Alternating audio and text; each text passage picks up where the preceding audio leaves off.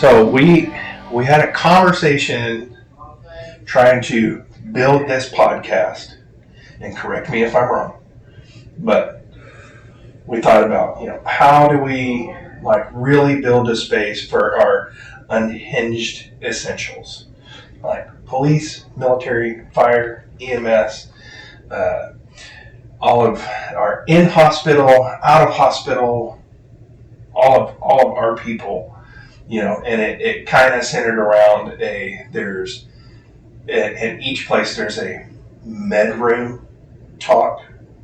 Happens very frequently at work, I have to say. If you're old school, there was we need to go smoke. Yep, smoke breaks were big back in the day. Yeah. We liked our smoke breaks. Fire department, where I come from, it was bumper time, or you talked about it at the dinner table. In EMS, it was we dropped our patient off, and it's that ride back to the station, hoping that you got back to the station. And it was just that unhinged conversation. Oh, yeah. All the words fly. It doesn't matter. It doesn't matter. Oh, you're recording me? Please do. You need right. You were scared to death in the pre-hospital environment that your radio went hot. So there have been times that people have been cussing and discussing people, things, patients, situations. That damn call light. Right. If it goes off one more time. Yeah, motherfucker. There was that fear that you buckled your seatbelt and your push to talk button went hot and everybody heard what you were saying. Oh, I would have loved that. That would have been epic. Right. Or in the med room, I don't know how many times I've walked in to everybody meds, silent. And it's well, no talk. Yeah, you guys good? Are you talking about me? You're not talking about me? No, we're not talking about you. Cool. So I'm going to hold the door closed. Let's keep talking. Although it is even better when you are talking about them and they come in and have a little mini bee on you and you have a mini bee back. It's fine. I love it. So we thought, what better way to create a space for unhinged essentials, you guys, is to have an actual therapy session once a week. Yeah. So we're going to have our regular show, and then we're going to have another show that posts that therapy unhinged. This is oh my God, I hope HR never hears it. Nobody ever knows where we come from. And if they do, oops. Yeah. So 100% oops. First episode, we're going to talk about that. Karen coworker. Oh God, this is so bad.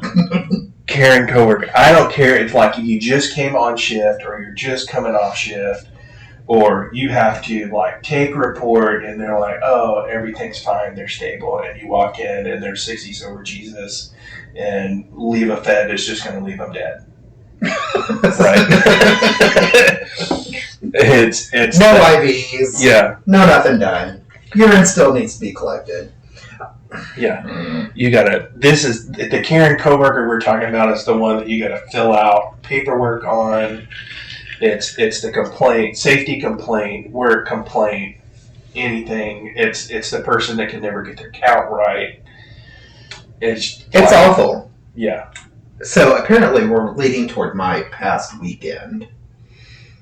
For sure. So I've had a couple.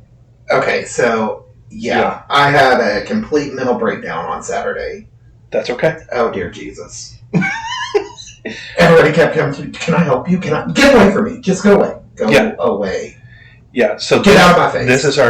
This is going to be cognitive behavioral therapy, where we're going to say out loud the problem, what we wanted to do. Can we even name this a Karen? This has got to be like a Betsy or something. Well, it could be a Karen or a Ken. I think you have Karen and Ken. We got to go with Betsy. Karen's such a different one. Betsy's and Brad's? Betsy's and Brad's. Yeah. You go Betsy. Betsy's and so Miss Betsy don't like to do her damn job. Yeah. I'm like, seriously, I come in, get a report, I'm happy, everything's fine. No, I'm not happy. I'm at work. Anyway, let's be real. Well, we gotta do the setting of the day, because this is all right. So Cole's a night shifter. Oh God, yes.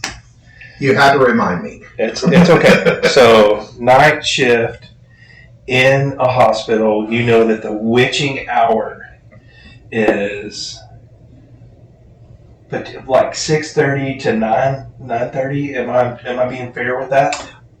I don't know. It's been like 10 midnight.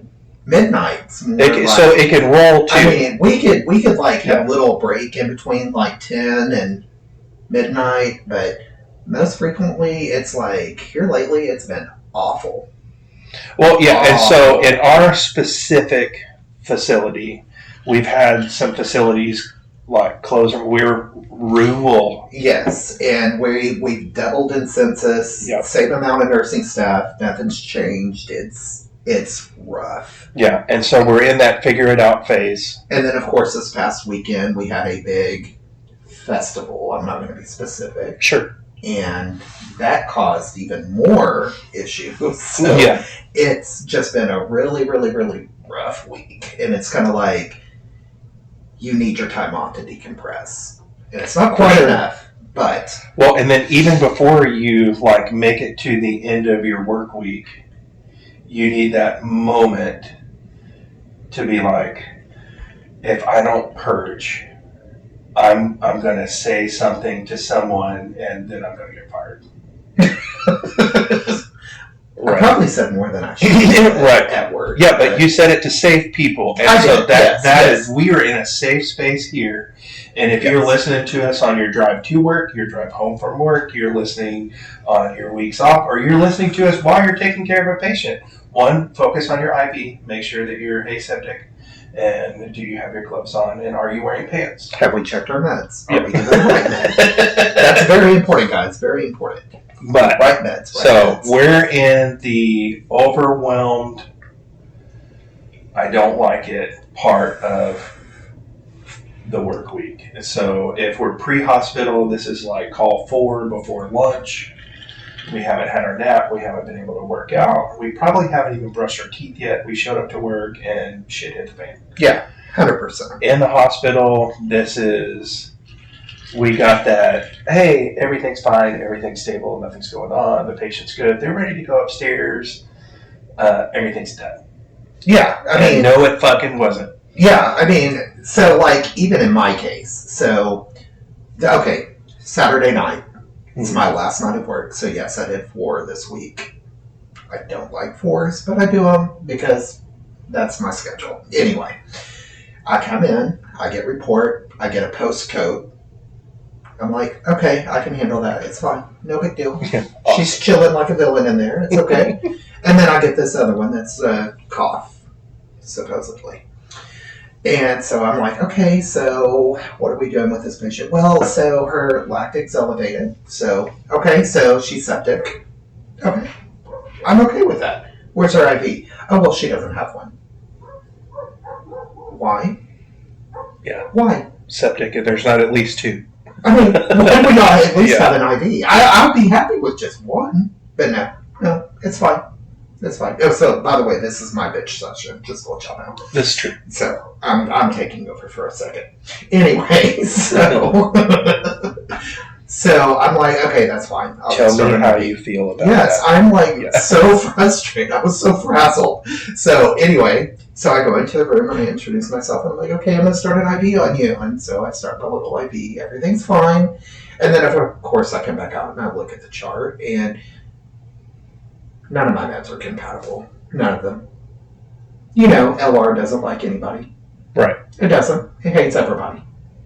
I can't say everybody, but most everybody. Yeah. It specifically hated the medications that I had to give with it. So, guess what? IV number 2. Okay, that's fine. I'll go start number 2 on the IV. So I go in there and I start my IV. Meanwhile, you were like 30 seconds into your shift. Exactly, yes. Yeah. Everything just into your last shift of a long week.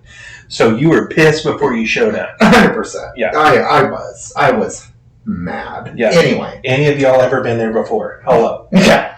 So, I get my second IV. I go and grab my fluids, and I get my first antibiotic ready, and I run back in there, and I have everything hanging. And, of course, my IVs are not quite working the way they need to. I'm like, shit. So, I have to go get new tubing, because you can't just free flow things. Why would you be able to do that? Yeah. That'd be easier. Anyway, so I go in, I grab 2 of the plum sets, run back in there, get my pumps set up, get them ready, get them all put in, and they weren't plum sets. Somebody put the wrong tubing in the wrong little area, so I'm like grabbing just 15 drip tubes. So then again, I'm frazzled. So I'm pissed off. I ran back into the med room, grabbed 2 more of them because I still thought, well, maybe it was just a couple in there. So I run back in there and I re-plumb everything and realize again it's still not plum sets. Yeah. Motherfucker! And so this is probably carried on for about 45 minutes. Yeah. People see that I'm very angry running around in the damn ER. By the way, I've still not seen my postcode. Yeah. Still have not seen my postcode. I'm praying to God they're still alive. Anyway, I'm throwing shit. Back in the med room, throwing supplies around, acting crazy. Finally find my plum sets, get everything going and get it started, and we're an hour into our shift. I have meds due on my postcode. It's a whole thing. And it's still the witching hour. So there's still people walking through the front door with, like, it's my week-old toe pain. I've got an ingrown toenail. I've got, a cough on my kid that started 5 minutes ago, and I can't wait till tomorrow to go to my pediatrician. It's just like all this like overwhelming bullshit. And I'm like, of course, everybody's coming. Do you need help? Just stay away from me. Leave me alone. Yeah. Leave me alone. Okay, so that's a good question. Here's a good therapy question. Like, when you're in that I'm pissed, I just started mode. Like, so me being, a sympathetic person to my coworkers, not necessarily the people that I have to care for, but 100% to my coworkers. Do you want them like, hey, are you okay? Can I help you? No, I had a percent shutdown. Yeah. My door's closed. I'm like, I gotta get this done. So it makes it worse when like I show up and go, like, do you need a hug? Do you need? Oh yes, it just irritates me. I'm like, you asked me, do you want me to go get you? I'm fine. Yeah. I'm fine. Yeah. No, I don't want to pop. I noticed that you're not fine. I want to make you fine. How do I make you fine? I'm good. Yeah. I'm fine. Leave me alone. I realize you're going somewhere to get some pop. No, I don't want no pop. I'm fine. I'm fine. I'm good. Leave me alone. I got this. So what is the best thing to do as a fellow coworker in that situation? Is it just like let you just let me frazzle, let you go? Let me do my thing. I'll be okay. Once I get everything the way I like it. Yeah. But until then, if I'm running around looking crazy, just don't talk. Just let you be crazy. Just let me go. Yeah. Let me go. Okay. I'm not gonna hurt anybody. Just let me go. I may cuss a lot, but just let me go. Yeah. I'm gonna say things that I probably shouldn't say, and it's probably been recorded and probably been reported, but yeah, you don't care. I don't care. I'm like, I'm 100% gonna have a mini me, but I'll do it silently. Well, not silently. I'm still gonna say words, but I'll keep the crazy part. I'm not gonna walk into the patient's room. What the fuck do you want now? I'm not gonna do that. I'm actually really good with my patients, so. So I've seen that. You have that like, you have that first responder, healthcare worker, I can fake it. 100% you have to. Yeah. If you go in there and be acting crazy, they're going to be like, oh shit, something's bad's going on. Am I dying? And so like I've noticed that like when that happens with all the people that I've worked with before, like it makes me more nervous when they walk in and like outside of the room or patient contact, it's rage. And then when they walk in, it's like a light switch goes off and they're like, hey sweetie, how are you? I'm like, I'm so happy to help you. And I'm like, oh, No, you're not. I know that. No, I you're know not. that poor patient I had when I was running in and out of the room. I think I was in there probably 20 times in an hour trying to get things going, and she was like, "You're such a good nurse," and I'm like, Yeah, I'm really and God proud of forbid this the provider put in more orders. Oh, Lord. It's like they just load them up. And then it's like, my poor postcode, I hadn't even walked into the room. I was like, it's been an hour and I haven't been in there. Yeah. And finally, it was like, once I got everything kind of situated and I was feeling a little better because my IVs were working and things were going, Whitney, oh, damn it. Damn it. Okay. We can cut it. So my charge nurse was like, "Can I go hang your heparin for you?" I was like, "Yes, please. Yeah. Do that. Hurry. Do that." Yes, something. And sadly enough, that I finally got to go into the room. It was like after 8 o'clock. And my postcode's talking. So she wasn't intubated or anything, because if she was, that would have screwed my whole situation up. But she was good. She was talking. She was smiling. And I'm like, okay, we're good. We're good. Okay. And then I had to call report on a patient that I'd seen one time. That was even more fun. Yeah, when you're like, I don't know. I don't know. Well, so it was funny because the ICU nurse seriously came down to take report. She was like, "I seen it was you, and I just wanted to come say hi." And I was like, "Oh, well, I will give you report while you're standing here." Yeah. Don't touch me. Don't look at me. Yeah. Like, good God. So we've joked about this in the past, and I'm going to bring this up. Remember the fuck room that we talked about making? Oh, yes. Like, y'all hit us up on all the, what is it? Book Our Face, Grammar, Insta, Chatter Snap. All the social. And let us know about this idea for the fuck room. The fuck room is not where you go to screw another doctor. This is where you... Nurse. Yeah, or nurse. Paramedic. Somebody. Whomever. Yeah. Flight nurse. This room is a soundproof, old school, telephone booth. And this is where you can walk in, close the door, you can scream fuck as loud as you want to, and nobody can hear, and then you come out and you feel better. Yeah. Right. And so the question is do all of us need counseling? Yes.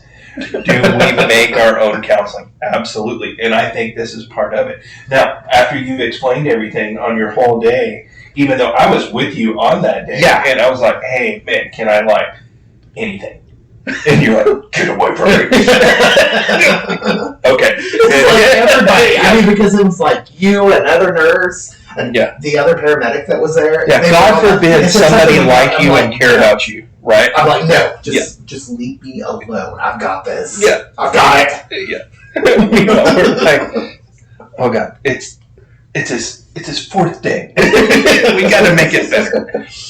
I was having a whole mental breakdown silently, but it was working. I was getting there. It was fine. And then it ended up being okay. It did. I mean, the rest you had of the to purge. I did. I mean, it's like I just Betsy's. Yeah, but do you feel better now? I've had a whole day off. Yeah, I've slept. Yeah, I could probably go back to bed and sleep another 12, but and you ate. Slept. And I've ate. So had a shower. Yeah, I bathed. I'm clean. Yeah, took a shower this morning. Everything's good. Yeah. I mean, am I ready to go back Wednesday? No. Hell no. No. Yeah. Absolutely not. But I'm good. Upcoming therapy session, preparing for work.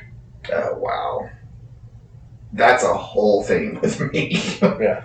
It's a whole thing. Like, if I wake up late, I feel sorry for people. Yeah.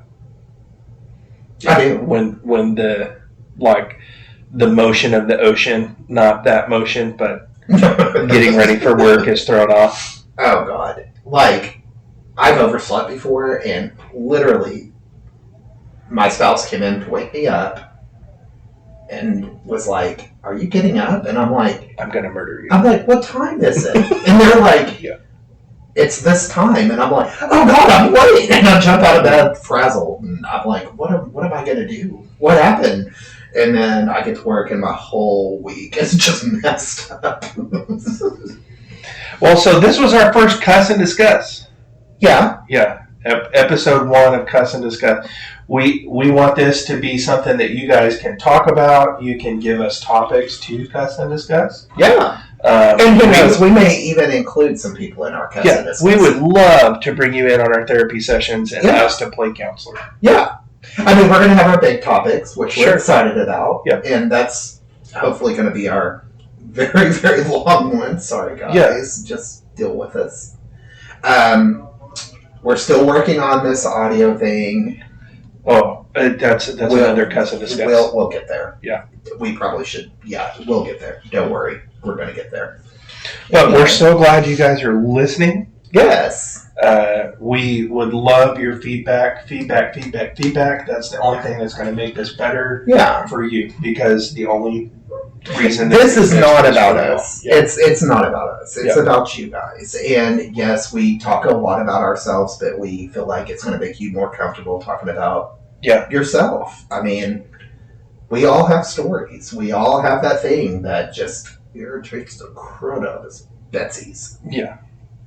God, I don't know how many people I wanted to punch in the face. I should probably start keeping notes about that one.